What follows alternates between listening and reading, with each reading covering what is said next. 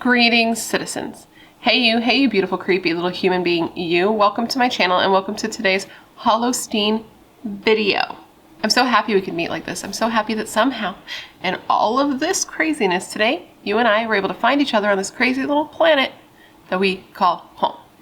My name is Brittany, or BRATTERSTEIN, whichever you prefer, and today we're going to be discussing the horrible unsolved murder of Janett Christman, and her murder is the murder that inspired the horror movie When a Stranger Calls. But before we get started, if you have not yet had the pleasure, please make sure to join the Brat Pack by subscribing and ringing that bell. I put out a new video every single week, sometimes 2 a week, and I'd love to hang out with you. Yes, you, specifically you, but I can only do that if you join the Brat Pack and become one of us. One of us. One of us. One of us. And you can also follow me on Instagram and Twitter if you want. They're both BRATTERSTEIN, but no pressure. So now that I'm done begging you to join my cult, we can get into the story now. If you have never seen the movie When a Stranger Calls, spoiler alert, I'm going to tell you a little bit about it now. So, in the movie When a Stranger Calls, there is a girl, a babysitter, who is at a house out in the middle of nowhere when she starts getting phone calls over and over. And every time she answers the phone, there's a guy on the line and all he says is, "Have you checked the children?" I don't know if that's a good impersonation, but a girl does what she can. And I'm the girl. I'm the girl who does what she can. Anyways, the calls keep coming in. He does this over and over until the girl, the babysitter, finally realizes that the calls are coming from inside the house. And sadly, the kids have already been murdered. So he's just trying to get her upstairs to find some dead kids and then probably get dead herself. And if you haven't seen that movie, this story still might sound familiar because it's also an urban legend called The Man and the Babysitter. And so a lot of people have heard of it that way. Also, if you've seen the movie Urban Legends, which is a good movie as well, they talk about it in that movie as well because it's an urban legend. The movie's called Urban Legends, A, B equals C. Anyways, though the murder we're discussing did inspire these things, the actual crime really isn't that similar to the movie or the urban legend. However, her murder caused a ripple effect in that area at that time, and in the 1950s, it was going to be very difficult for you to get a babysitter in general because this murder just traumatized a whole area. And to this day, it is still unsolved. With all that said, today I'm going to be telling you the whole story of Janett's murder. It's a really, really sad story, and while I do, I'm going to be putting on a full face of makeup. If that's not your thing, that's cool. Thanks for hanging out this long. It's been fun. I hope you find a channel you like more, but if you're on the fence, like, I don't know, that sounds maybe weird, maybe stick around. You might be surprised by how much you like me. Because I'm okay. I'm all right. I'm fine. With all of that said, come, gather around, and let me tell you the story of the murder of Janett Christman, the horrible true crime that inspired the movie When a Stranger Calls.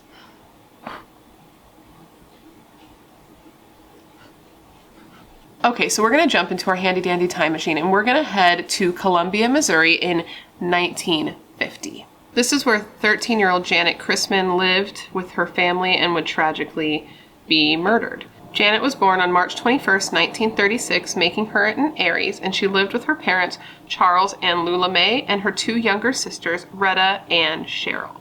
Janett was known as being a happy kid who was good in school and very determined to compete any goals that she set for herself. In addition to just being like an all-around good student and hard worker, she was also a fun kid who just loved playing piano and singing. Tragically, Janett was murdered literally only 3 days before her 14th birthday. How sad is that, dude? Like, okay, so Janett was a babysitter, right? But her family was pretty selective on who they would let her babysit for. She was only allowed to babysit for people that her parents knew because, like, they cared about her and she was young and they wanted to make sure she was okay. So this night she was babysitting. She was babysitting for a couple that the family knew, and this couple was the Romacks. This was Ed and Ann Romack. At the time, Ann was pregnant with a little baby in her belly, and they had one other son, a 3-year-old boy named Gregory, who needed to be watched. He needed a babysitter, so that's who she was there watching that night. The Romacs were going to go out for a night on the town. By night on the town, I mean that they were going to a restaurant to like hang out with friends and drink. Hopefully not Anne. But I don't know, it was the 50s, things were different. And to play cards, also because the 50s. What's really sad, besides like all the obvious things that are going to be sad about like a 13-year-old kid being murdered, is that Janett wasn't even supposed to like be at that house that night. She actually had this like school dance party, or I don't know if it was at the school or if it was just like a dance party with friends, and that's where she was planning to be that night, but she opted out and decided that instead she wanted to go babysit because she had bought herself, which I don't know, is very indicative of the times and just kind of like the sweetest thing in the world that I've ever heard, but she bought herself a little maroon suit. Like, I'm assuming it was like a little pantsuit, because she wanted to wear it for the upcoming Easter holiday. And she had already bought it and she needed the money to make the last payment on the suit, because though her family did have some money, they owned a like restaurant slash steakhouse, and they actually lived in like an apartment above the restaurant. She wanted to help take some financial burden off of her parents by buying this herself, which I just thought was responsible and sweet and cute for a 13-year-old girl. So Janett showed up at the Romac house between 7:30 and 8 p.m. and it was like really out in the middle of nowhere, which is already kind of creepy. But then this night was like the scariest night of all time. There was a storm coming in, there was a lot of wind, there was rain, there was sleet. Icy water falling from the sky, because places other than California have actual weather. And the temperatures were only in like the 20s. So it was a very, very nasty night, and that would already be super creepy if you were home alone, but now you're home alone in a home that you've never been before in the middle of nowhere. And to that I say, absolutely fucking not. I would hate that so much. When Janett arrived at the home, the Romacs quickly did like a rundown with her on the usual, like the baby's upstairs, he's already asleep, he sleeps with his little radio on, so he should be able to sleep through anything, no big deal. You know, keep the doors locked for sure, you're out in the middle of nowhere, don't open the door for anyone, but if like somebody does come to the door, make sure to turn on the porch light, because like it's bright as hell and you'll be able to see who it is, though that should not happen and you shouldn't open the door anyway, so you know, the usual. But they also showed her what I consider to be the unusual. Ed Romac quickly gave her like a little rundown. Can you get me the rundown? Sure, I'll get you the rundown. He gave her a rundown on how to use a shotgun, and I don't know if maybe that was just more normal for the times, but to me I'm like, sir, hello, I'm 13, sir, hello. But yeah, he showed her like how to use and how to like load and how to unlock a shotgun in case anything was to happen, and he left it by the front door for her just in case of emergencies. I would never, but you know, they did, so okay. So the couple leaves and everything's good. They're out, they're doing their thing, they're having their card party with their adult friends, and this is when Anne Romac, the mama, decides that she wants to just like call the house real quick and see how things are going. You know, that this 13-year-old girls with their tiny baby, and she just wants to make sure that things are going swimmingly on this creepy, stormy night. So she calls the house at around 10:30, and she receives no response. She tries not to freak out about it. You know, she could have just fallen asleep, the phone could have been knocked off the hook, like anything could have happened. So she tries not to freak out, but there's no answer when she calls home at 10:30. So meanwhile, at 10:35, so right around the exact same time that Anne is calling in to check on the baby and Janett, the sheriff's department receives a 911 call. And when the officer answers the call, it is a frantic call from a young woman. There's a lot of commotion, there's a lot of screaming, and he hears the girl say, "Come quick," like she clearly needs help. But before she can give any information, her name, the address, what's going on, anything, the line disconnects. And what's really sad here is that the officer could tell that it was a serious call. He didn't think it was a prank call. He was like, oh shit, some shit is going down. But they couldn't trace the call. And I guess in 1950, there was ways that the call could be traced, but there's like a switchboard. I assume it's, connect you? I don't know. a switchboard, and the person who normally worked that was not working at this time because it was late at night. And so even though this guy knew that a girl did need help, he was unable to do anything. He just had to kind of sit there and hope that she called back. And can you imagine that? Can you imagine being that guy and knowing somebody needs help and not being able to do anything about it? That sounds horrible. So the Romacs return home a little after 1:30 p.m. and they walk into a super fucked up scene, dude. Upon arriving at the house, the first thing that they see is that the porch light is on. And that's an odd thing for them to see because, you know, as I said in the beginning, they told Janett to only turn that on if somebody came to the door because, like, Janett and the baby are home alone. They didn't want people to know that there was anybody in the house. So the fact that the light was on was weird because why would she have turned that on unless somebody had came to the door? But I don't think they were freaking out just yet because nobody's, like, thinking the worst, right? And then they realized that they had these Venetian blinds on the front of their house and all of the blinds on the front of the house are open. So they're like, huh, that's really weird. And I can't imagine what they're thinking at that point. But then they walk to the front door and they turn the knob and they realize that it's unlocked. And I'm sure it's at that point that they get a little bit like, something's wrong here. And this was definitely confirmed to them when they walked into the house because they walked into just the worst thing that any person could ever possibly see. They found 13-year-old Janett Christman dead on the shag carpet of their living room floor. She had puncture wounds to her head, like small circular puncture wounds. She had scratches on her face that looked to be from fingernails. She had the cord from an iron that had been either ripped or cut from the iron, and it was wrapped around her neck, and she was on her back. Her legs were spread and her skirt was pushed all the way up. I did see crime scene photos of this. I wouldn't recommend looking them up, but I can't even imagine walking into your house and seeing an actual child. She was 13 years old, an actual child in that state. It's just horrible. Upon finding Janett in this way, the couple reasonably freaked the fuck out and they take off running upstairs to check on their own baby. Because can you even imagine? I can't. Fortunately, when they got up the stairs, they found baby Gregory was just laying in his crib, completely knocked out. The radio was still on. He had just slept through the entire thing. But can you imagine how scary of a thought that is? That your baby was in the house while all of that was happening? Did this person know there was a baby in that house? Did they, walk up the stairs, go in the nursery, stand over and look at your kid? It gives me the absolute creeps to think about. So police were obviously called, and when investigators got there, they found that there had been quite a struggle between Janett and her attacker. There was blood everywhere. It looked like the fight had stretched from the phone, which was in the kitchen, through the hallway to the living room, and the back door was open and unlocked, and the phone was off the receiver near Janett's hand. It was just a chaotic scene. Bloody fingerprints were taken and bloodhounds were brought in. The hounds even tracked a trail from the home through some heavy underbrush to a cross section of road, but then they lost the scent there. Police even held a press conference urging the public to report anybody to police who was acting strangely, missed work, or showed up with visible scratches in the days after the murder. Police were so frantic to get this murder solved that they ended up hiring a bunch of new officers.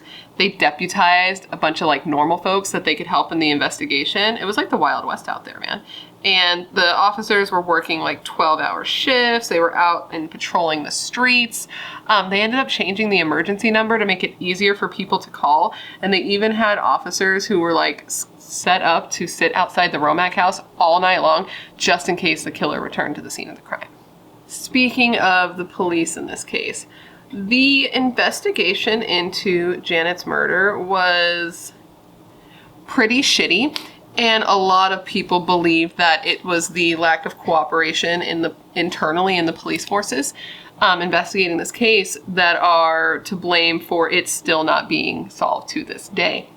Because what had happened is that since Janett was killed at the Romac home, and the Romac home was just out of the Columbia city limits, there was a jurisdictional issue Technically speaking, I believe the county sheriff was the one who had jurisdiction, but 2 police forces ended up showing up to investigate, and neither side wanted to back down. The Columbia police chief even gave a press conference saying that he and his team would be solving this case in just a matter of days, even though technically speaking, they shouldn't have really been the ones working it in the first place. Okay, so maybe this could have been a good thing, right? Like double the police forces, double the murders getting solved, right? Wrong. They did not work very well together. They were not friends, and they couldn't seem to agree on anything, not even like how the murderer got into the home. One of the officers who was working the case at that time said of the tension between the 2 forces, and I quote, "There was little cooperation between the 2 agencies at that time. I was outside the city limits when I was in the Romack house. In retrospect, I had no business being out there." While one side thought that the murderer was just like a completely random person, somebody Janett didn't know, somebody who literally got into the house by breaking a window, it was like a side window on the house, with a garden hoe and then climbing in over a piano. The other side, the other agency was like, absolutely not. This is definitely somebody that she knew, who she opened the door for and allowed into the house. And there was evidence to support both theories. So to support the stranger theory of the person breaking the window and climbing in the house, the evidence that seemed to suggest this is that, first off, there was a broken window. They did find a hoe in the house, and they found they found footsteps in the mud outside that window that were leading up to the window. So cool, yeah, absolutely. It seems like this could be it. The problem with this theory, however, though, is that the Romack family owned a piano, like a nice grand piano, and it was sitting right under that broken window. So the only way that this person could have gotten in the house from that window is if they had walked over this piano. They'd have to climb on it. They'd have to get on it. The problem is that the piano was like perfectly fine. There were things on top of the piano. Nothing was disturbed. So like, how did he manage to do that if that was his point of entry? And additionally, the Romacks said that the hoe that was used to smash the window and that was left inside the house was actually kept in their house normally. So it's not like the person could have gotten it outside and smashed the window to get inside because the hoe was already inside, which is a weird place to keep a hoe, but I don't know their lives. To support the theory that the killer knew Janett and therefore just like walked right in the front door when she let him in willingly was, one, because the porch light was on and the Romacks had told Janett to only turn on the porch light if somebody came to the door. So this suggested someone came to the door. And 2 is the shotgun. The shotgun was literally still chilling right by the front door, not touched. And presumably, if a crazy person had taken a hoe on the side of the house and smashed the window in, she likely would have ran over and grabbed that shotgun, right? But this did not happen. Police also thought that it was possible and likely that the killer knew the Romacks and knew the Romack house in general, because of the fact that the murder weapon, the iron, the cord from the iron, was such a specific thing and in such a specific place in the house that they thought that the person who did this had to have known the house to know it was there, because it was like inside a sewing room in the home, and they just happened to grab that to kill her with. So how did they know it was there?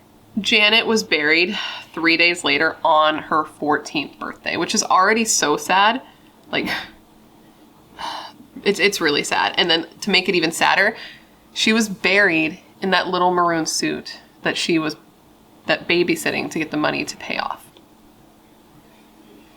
One of Janett's friends said of her murder, and I quote, "It was the day when my little world fell apart. I couldn't sleep. I would just cry and cry and cry." After her murder, another one of Janett's close friends, one that used to come over in like the afternoons after school and sit with Janett, and they'd play the piano and they'd sing together. Well, after Janett was murdered, the principal of the school actually called her over. Her name was Carol, I believe, and asked her to clean out Janett's locker and to take all the items to Janett's mother and father so they could have them. And can you even imagine that? Can you even imagine that interaction? That would be so hard for a kid to have to do. And so hard for a mother to have to do. Like, that's just a lot to deal with. And Carol said of this interaction between her and Janett's mother, and I quote, It was one of the hardest things I've ever done in my life. I couldn't talk, and she probably couldn't either. This crime just sort of destroyed like the safe and secure vibe that the Columbia City had before this murder. This was a place where like no one even locked their doors, and I know everybody says that, but this was the 50s. People didn't lock their doors. But after the murder, hardware stores were selling out of locks and latches like that. That day was gone. People were locking their doors now, and this was a place where like it was everyone knew each other. It was a place where everybody knew your name.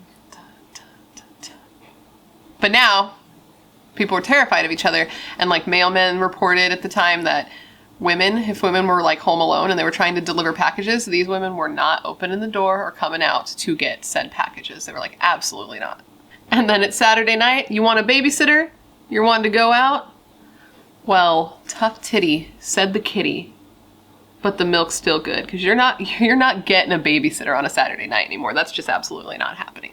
An old classmate of Janett said of the aftermath of this crime, and I quote, "The town and the schools were just traumatized. They didn't do a lot of counseling back then like they do now. It was just kind of hushed. Kids didn't know what to say. They didn't know what to do. There was a lot of hurt. Everyone was just frightened to death, quite honestly." So there have been a lot of theories about what may have happened to Janett, and one of them is that she may have been the victim of a serial killer, but stay with me here. So, in February of 1946, so just 4 years before Janett's murder, a 20-year-old woman named Mary Lou Jenkins was murdered in her home. It was a dark and stormy night, just like the night Janett was killed, and Mary Lou, like Janett, was home alone. Her mother was actually just in a neighboring home so close that she could actually see into her own home window. When her mother arrived home the next morning, she found her daughter dead on the living room floor, and she was in bad shape. She had clearly been in a struggle, and as a result, some of her fingernails had been broken off. She had clearly been raped, and she, just like Janett, had been strangled with a cord, but hers was from a nearby lamp. This happened literally only 2 blocks away from where Janett would be murdered 4 years later. The issue here is that by the time Janett was murdered, somebody had already been arrested, convicted, and executed for Mary Lou Jenkins' murder. And this was a man named Floyd Cochran, a 34-year-old man named Floyd Cochran. So 3 weeks after Mary Lou was killed, her case was still not solved, and police got their first big break when Floyd Cochran murdered his wife, May Ann, I believe was her name, by shooting her, I believe, in the head with a shotgun, and then he tried to then end his own life afterwards. So though murdering your wife with a shotgun and raping and strangling and killing a young woman in the home are very different, the reason they suspected him of potentially being involved in Mary Lou's case is because he did have a connection to Mary Lou and her family. He was a trash man, that was his profession, and he often picked up trash from Mary Lou's family's home. He did odd jobs for their family whenever they needed it, and he had been around like for years and years, so he was very familiar with Mary Lou as a person. And police were thinking that if he could be this violent to do this thing to his own wife, why not also do what was done to Mary Lou? That was their mindset. So police brought him in and they interrogated this guy for hours. And finally, he admitted it. He confessed to killing Mary Lou and he was arrested and he was put on trial. But at his trial, he confessed still to murdering his wife. He said he did that. That for sure happened. But he said that he didn't kill Mary Lou. And he said that his confession was coerced and he was railroaded and basically framed for the murder. He was even given an alibi for the night of Mary Lou's murder, but in the end, he was found guilty and he was executed for this crime. And, you know, if he did do it, if he killed Mary Lou, then, you know, obviously it had nothing to do with Janett's murder and all the similarities, and there's a lot of similarities. And all of those were just clearly a coincidence because he couldn't have killed Janett as well because he was already dead at this point. But if his confession was coerced and he isn't the one who killed Mary Lou, could this have been the same person who killed these two women just years apart in the same crazy way? That's the question here. Is there a serial killer here? I don't know. Please tell me what you think, because I just don't know where I land on this at all.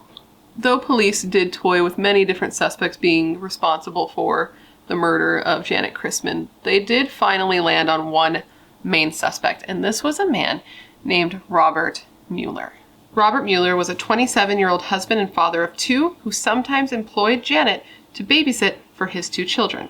He had once been a captain of the Army Air Corps, but was now a tailor and worked for a restaurant his father owned part-time.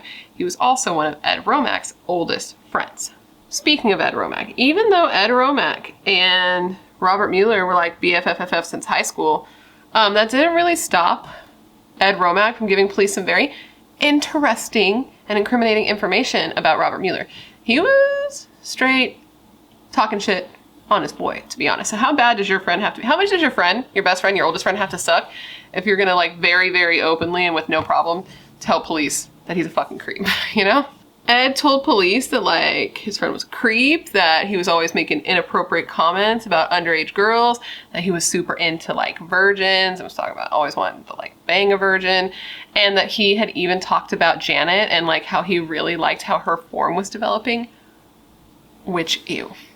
Ed Romach's wife Anne also corroborated her husband's account of what a creepy old little fuck Robert Mueller was. She said that Robert always made her uncomfortable, that he was just like a creepy dude. She said that even 2 days before Janett's murder, Robert had been over at her house and he was helping her make a dress, because remember, he is a tailor at this point in his life. And they were making this dress in that sewing room, which incidentally is where the iron was that was used, the cord from that iron was used to kill Janett later. So he knew about that sewing room and could have easily seen that iron. But anyways, apparently he was helping her make a dress. And while he was doing it, he was like caressing his hands over her body and made her really uncomfortable, because he wasn't doing it in like, I'm helping you make a dress kind of way. He was doing it in like a, I'm a creepy fuck who wants to touch you kind of way. And she also said of him, and I quote, this actually isn't a quote, I thought it was a quote. She just described him as a man who liked to speak with his hands, not his words. Why are you guys friends with this guy? He sounds fucking lame, bro. Maybe it's because like when you are an adult and you have children, you just kind of got to be friends with whoever else has kids. Is this what my life is now? Am I gonna have to hang out with weird losers? I already hang out with some weird losers, am I right? None of my friends watch this. None of them are gonna see that I'm roasting them, but they're, you know, we're a group of weird losers in my circle of friends. Also, it was found during the investigation that Robert Mueller was very aware that Janett was going to be alone at the Romach house that night, because here's what had happened. Apparently, Robert Mueller and his wife were actually a couple of the friends who were going to be going to that card game party at the restaurant that the Romachs went to the night that Janett was murdered. They were all going together because they were all homies. So the morning of the murder, Robert Mueller actually phoned Janett and was like, yo, babysitter, do you want to come babysit? Because that's what you do as a babysitter. And she's like, sorry. Hate to break it to you. I'm busy. I'm already going to be babysitting that night. I'm going to be staying at the Romachs. So he knew she was going to be there and would be alone because she was babysitting. You might be thinking, well, if he was at that party with the Romachs, then he clearly has a pretty good alibi for not being the one who killed Janett. And you know, that makes a lot of sense, except for the fact that it doesn't. Let me explain. When police were investigating Robert Mueller, they spoke to people who had been at that dinner card party. And this is when they learned that Robert had actually disappeared from the party for a while that night. He told his party guests, his party friends, because I don't think he was hosting, that he had to run home because he had to meet a doctor who was going to be caring for one of his children. And he was gone for a couple of hours, I think 2 hours. And then police were like, okay, this will be easy enough to fact check. Let's go talk to the doctor. So they go and they talk to the doctor, and the doctor's like, I don't know what the fuck he's talking about. I was not there that night.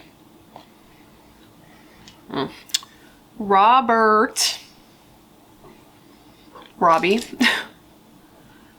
you sound like you're a fucking liar, bro. On top of that, the day after Janett was murdered, Robert Mueller called his old buddy, his closest friend, Ed Romack to see how he was doing, how he was dealing with the trauma of having a child raped and murdered in his home. And while on this call, he asked Ed, like, so would you like me to come over, dear friend, and I could help you clean up the crime scene, clean up the blood, all that jazz, which is like a nice thing for a friend to offer. Except for that it wasn't, because though Janett's murder would go on to become very big news and would end up something that we're still talking about to this day, 70 years later, 71 years later. The 50s were 70 years ago. Okay, just moving on.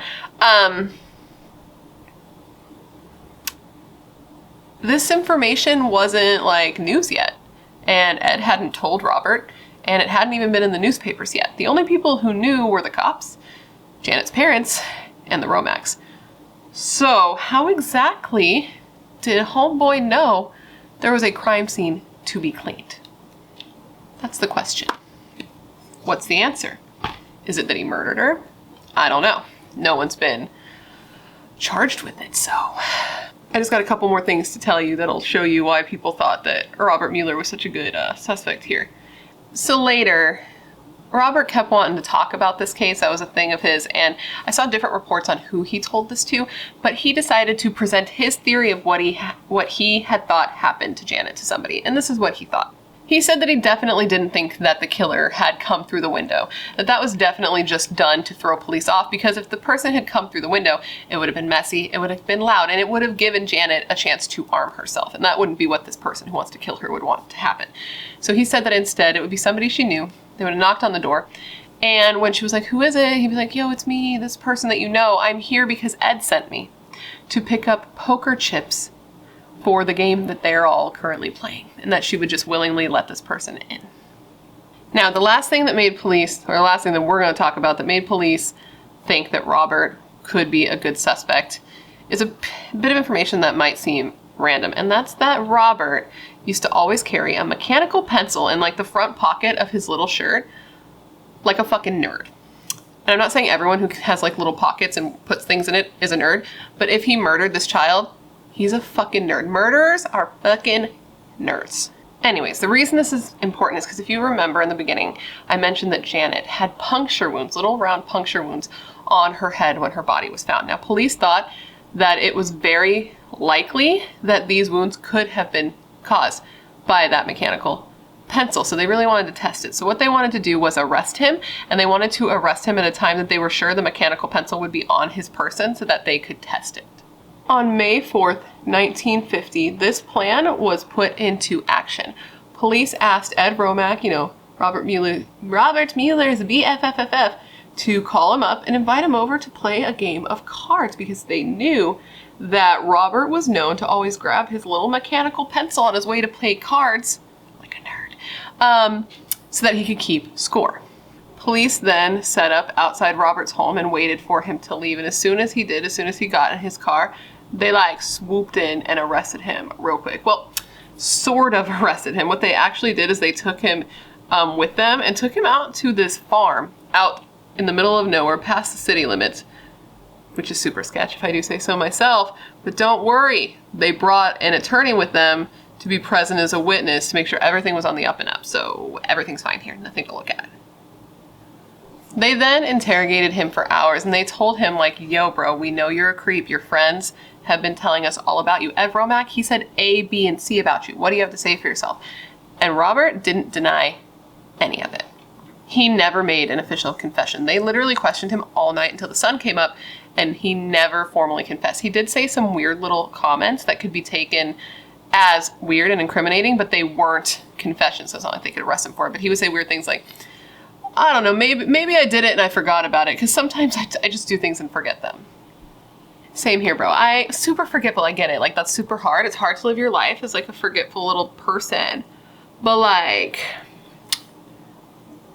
nah, dog. I can say with certainty, even though I do forget things sometimes, that I have never raped and murdered a child. I feel like if I had, I'd remember it. I feel like if you did, you'd remember it. It's a weird thing to say. It's a weird thing to say. So that morning, after being interrogated all night into the morning, they took him and they gave him a lie detector test, actually. So that morning, after interrogating him all night, for all those hours, they took him and they gave him a lie detector test. And to everyone's surprise, he actually did pass this. So police are like, what are we gonna do? He passed the lie detector test. We have no physical evidence. He made no admissions, though he made incriminating statements, and they let him go. They do, however, keep his mechanical pencil because they're like, we can do some tests on this. And they did do some tests on that, and it was found that the puncture wounds on Janett's skull were consistent with the shape of the mechanical pencil. Now, I couldn't see if they found any blood on it, and I did look into that, but the thing is, even if they had found blood on it, which I just feel like they probably didn't, or they probably would have said it, but even if they had, there's not much they could do with it, because at that point, like, you weren't DNA testing to like see if it was a match for her. DNA testing was still 40 years away from being used in like criminal investigations. But now I'm wondering if they still have this pencil in like an evidence locker somewhere, because man, if we could pull it out now, we could maybe get some DNA off of it. Like, it could happen. It could happen. But I don't know. I haven't seen anything about it, so now I'm wondering if they just don't have it. So they let Robert Mueller go home, but they were still working on a case against him, and they actually took it to a grand jury to see what they thought, but it was unsuccessful. They didn't think that they had enough evidence, and plus the police forces couldn't agree on anything. They couldn't even agree on how the murder took place. What ended up happening is the judge actually straight up reprimanded them for like not working together and essentially being little baby back bitches about the whole situation. The jury report after the hearing said, and I quote, "In the opinion of the grand jurors, much of the effort expended has been wasted and dissipated because of the failure to correlate the information available." So, and if that wasn't bad enough for the police, as a result of being arrested and taken out into the middle of nowhere to this farmhouse to be interrogated all night and having his image completely sullied, Robert filed a lawsuit against the police departments. I think it was the county sheriff in particular, and in the suit it claimed that they violated his civil rights doing what they did, because apparently the sheriff didn't even have a warrant to do all that stuff that they did. This suit was unsuccessful, however, and shortly thereafter, Robert and his family were like, fuck all this noise, and they actually moved out of state to Arizona, and he died at the age, I believe, of 83 and never served any time for Janett's murder. Actually, now I'm thinking about it, and I don't know if he died at the age of 83 or if he died in 1983. He was 27 in 1950. It doesn't matter, because he's a nerd, and he's dead, so. The Muellers weren't the only family to move out of the area shortly after all this happened. The Romacks actually did as well. They couldn't deal with, like, living in the house where a fucking child was murdered so brutally. I can't even imagine. Can you imagine, like, walking around town? You'd always run into somebody who just wanted to, like, talk about it. You could never escape it. So they did eventually up and move, and they went to Idaho. And, like, they were so moved and, like, traumatized by what happened that even after they moved, they actually hired their own private investigator to try to find out what happened to Janett and to find the truth. But to this day, you know, nothing ever has been. And I hate to, like, leave it on such a bummer. You know, I don't like unsolved cases, but that, my friends, is the story of the murder of Janett Christman, the murder that inspired the movie When a Stranger Calls. What do you think? It's just such a horrible story, and it's so fucking crazy that it's not solved yet. I know there's like a lot of like unsolved cases and a lot of cold cases, but we've just had so many solved, especially recently. It feels like we're getting like really cold cases solved all the time, so it's just so sad that this one just still hasn't been. It's crazy.